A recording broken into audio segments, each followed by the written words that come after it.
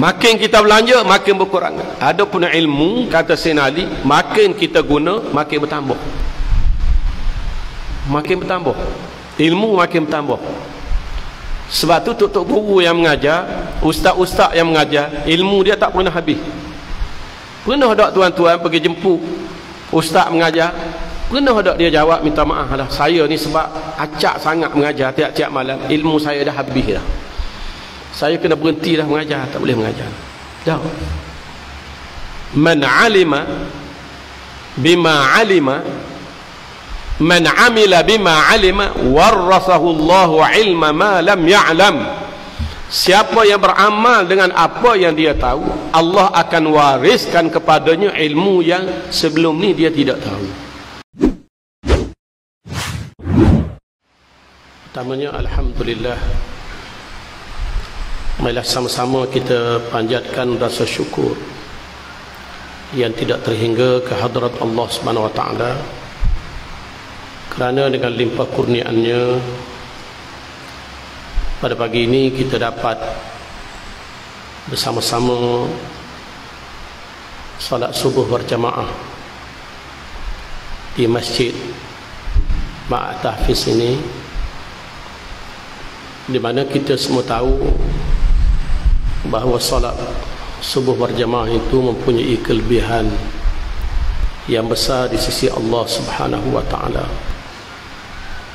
Rasulullah sallallahu alaihi wasallam telah bersabda, "Man shalla subha fi jama'atin fahuwa fi zimmatillah." Sesiapa yang sembahyang subuh berjamaah, dia berada di bawah jaminan Allah. Allah Ta'ala jamin keselamatan kita.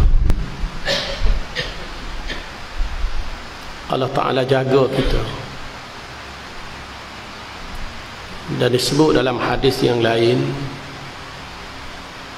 man shalla al-'isha fi jama'atin faka'annama qama nisfa al-lail, wa man shalla as-subha fi jama'atin faka'annama shalla al-laila kullah.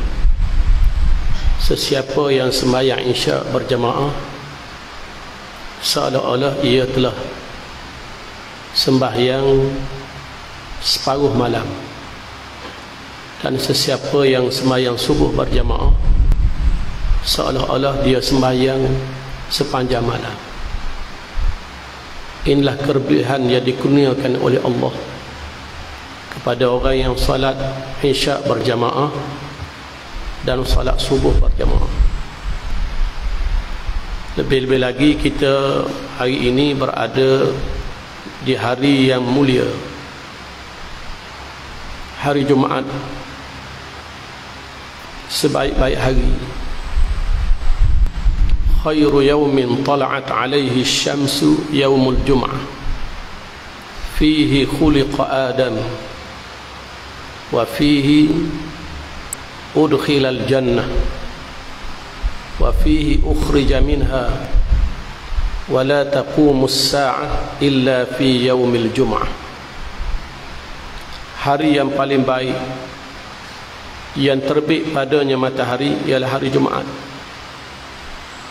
Pada hari Jumaat Allah mencipta Nabi Adam alaihi salatu wassalam. Pada hari Jumaat juga Nabi Adam dimasukkan ke dalam syurga. Pada hari Jumaat juga Nabi Adam dikeluarkan daripada syurga turun ke dunia, dan tidak akan berlakunya kiamat melainkan pada hari Jumaat. Sabda Rasulullah sallallahu alaihi wasallam, al-jumu'atu ila al-jumu'ah kaffaratul lima bainahun idza ijtunibatil kaba'ir. Jumaat ini sehingga ke Jumaat akan datang, jarak antara dua Jumaat menjadi pengampun dosa kepada kita apabila kita menjauhi dosa-dosa besar. Inilah kelebihan hari Jumaat.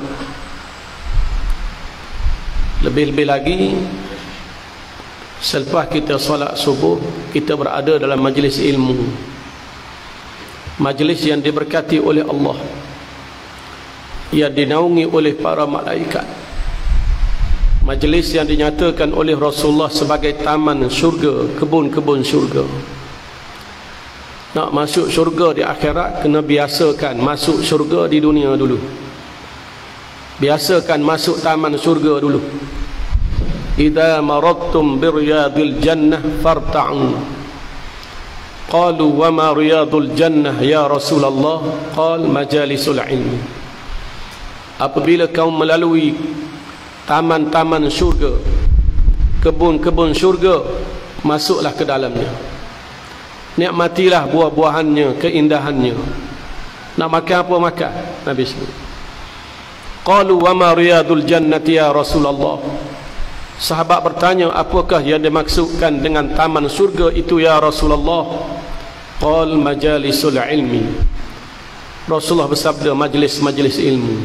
Ini taman surga. Jadi kita surga nak masuk, taman surga di dunia tak mau ikut, tak mau masuk. Sebab tu kita di Kelantan daripada dulu lagi, hari Jumaat ni kita isytihar sebagai hari ilmu, cuti untuk kita menuntut ilmu. Hari Sabtu hari bersama keluarga, hari keluarga. Dulu dalam negara kita ni cuti satu hari saja dalam seminggu. Yang memulakan cuti 2 hari ni negeri Kelantan. Almarhum Tok Guru Aziz sebut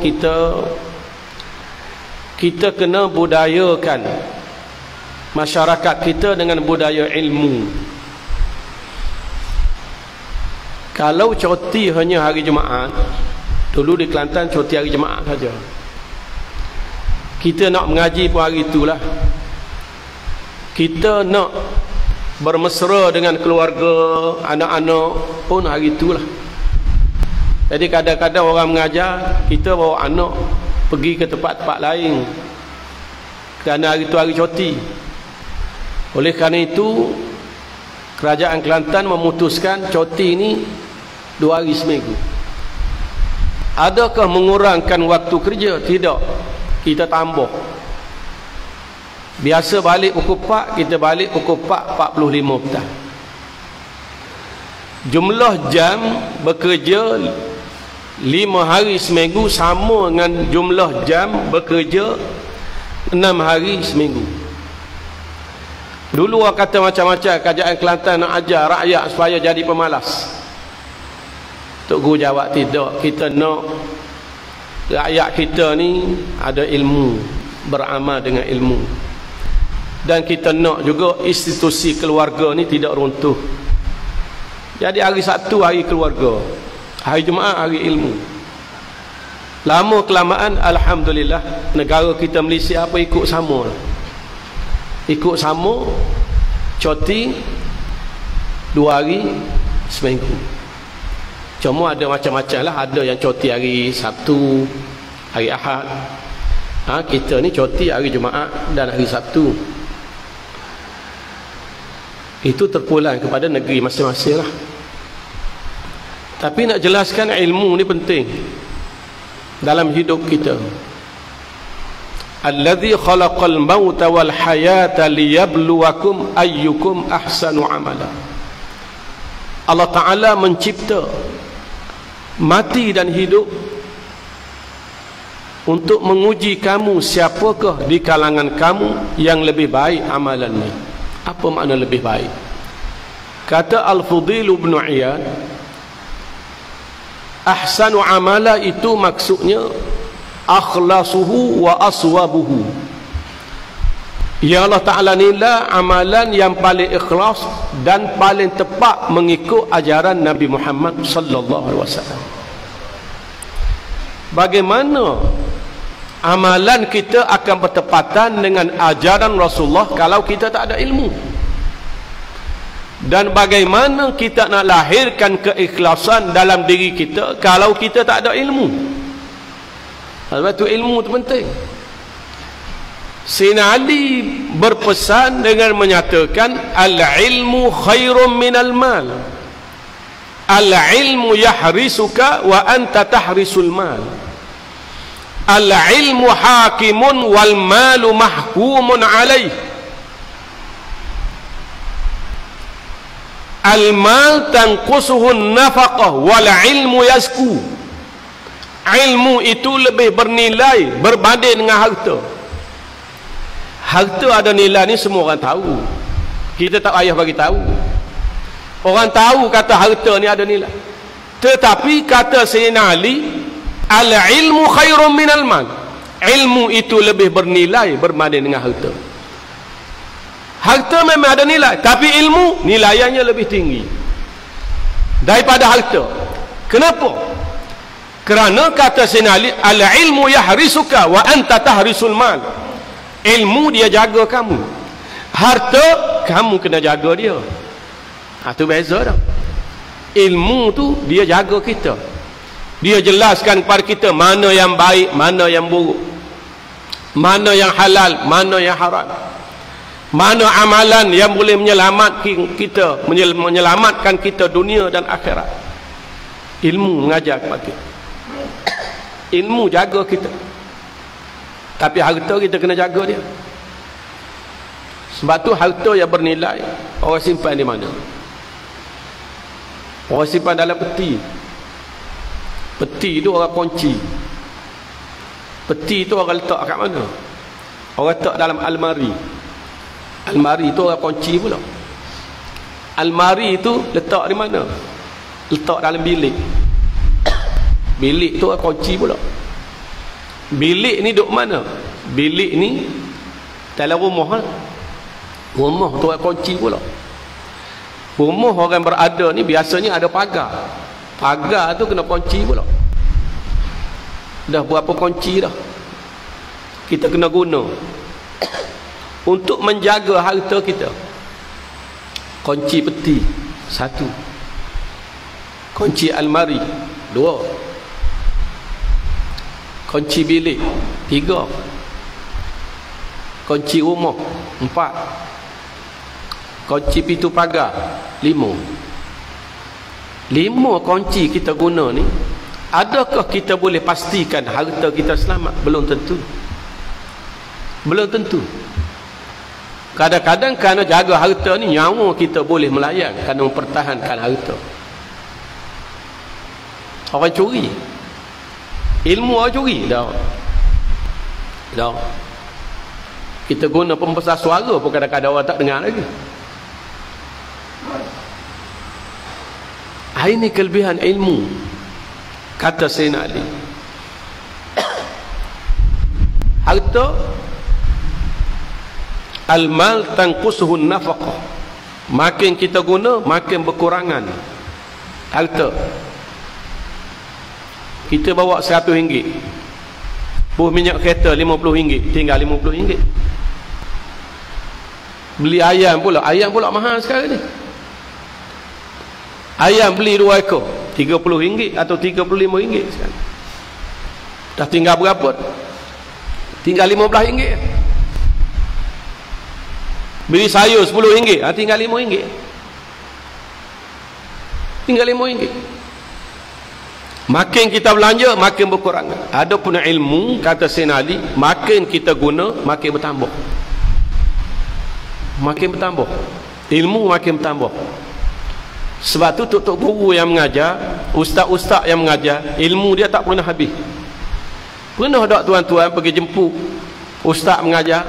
Pernah tak dia jawab, minta maaf lah, saya ni sebab acak sangat mengajar tiap-tiap malam, ilmu saya dah habis dah, saya kena berhenti dah mengajar, tak boleh mengajar dah. Man alima bima alima, man amila bima alima, warasahu Allahu ilma ma lam ya'lam. Siapa yang beramal dengan apa yang dia tahu, Allah akan wariskan kepadanya ilmu yang sebelum ni dia tidak tahu. Makin bertambah. Sebab tu Abdullah bin Abbas radhiyallahu anhuma pernah menyebut, lil ulama'i darajatun fawqal mu'mini bi-700 darajah. Ma bainad darajataini masiratu 500 amin. Orang yang punya ilmu itu kedudukannya lebih tinggi daripada orang yang beriman tapi tak ada ilmu. Tinggi dia berapa darajat? 700 darajat. Ini kata Abdullah bin Abbas, 700 darjat.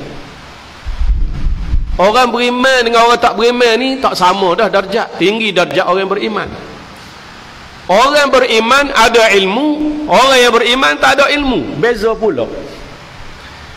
Beza sebanyak mana? bi-700 darajah, 700 darjat. Ma bainad darajataini masiratu 500 amin. Beza perjalanan, jarak perjalanan antara dua darjah itu sejauh perjalanan 500 tahun. 500 tahun perjalanan. Akhirnya 500 tahun. Kata Allah bin Abbas. Jadi 500 tahun kali dengan 700. Berapa 500 kali 700?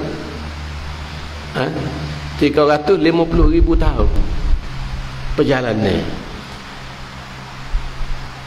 Kalau kita letak perjalanan ni berjalan kaki, jalan kaki lah. Mudah berjalan kaki.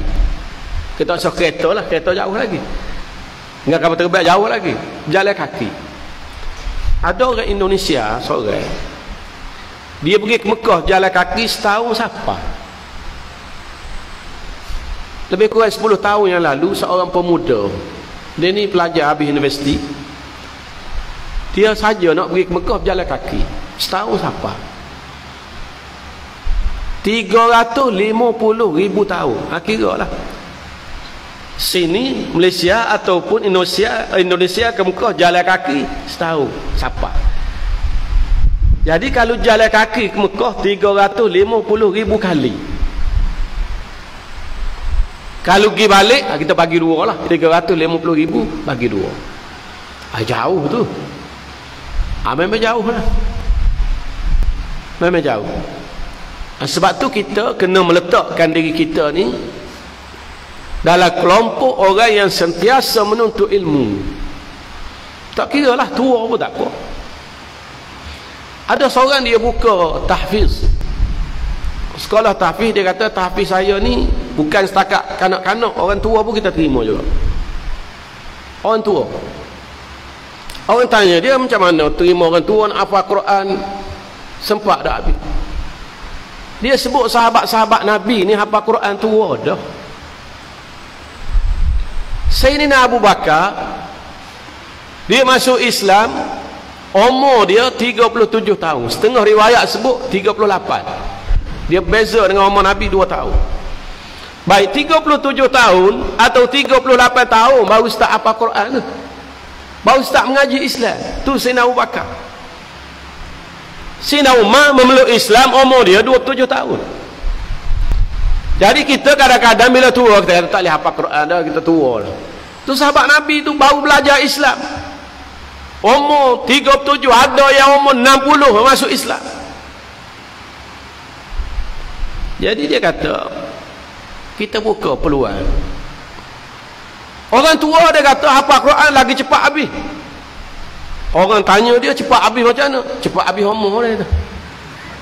Bukan cepat habis hafal Quran, cepat habis umur. Sebab dia mula hafal Quran umur 60, 63 mati, 3 tahun habis. Habis umur. Tapi tak apa, dia tak habis dalam belajar. Habis dalam belajar. Ini pentingnya ilmu.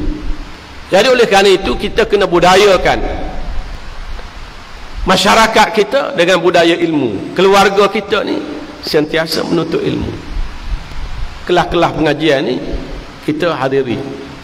Innal malaika la tada'u ajnihataha li talibil ilmi ridam bima yasna.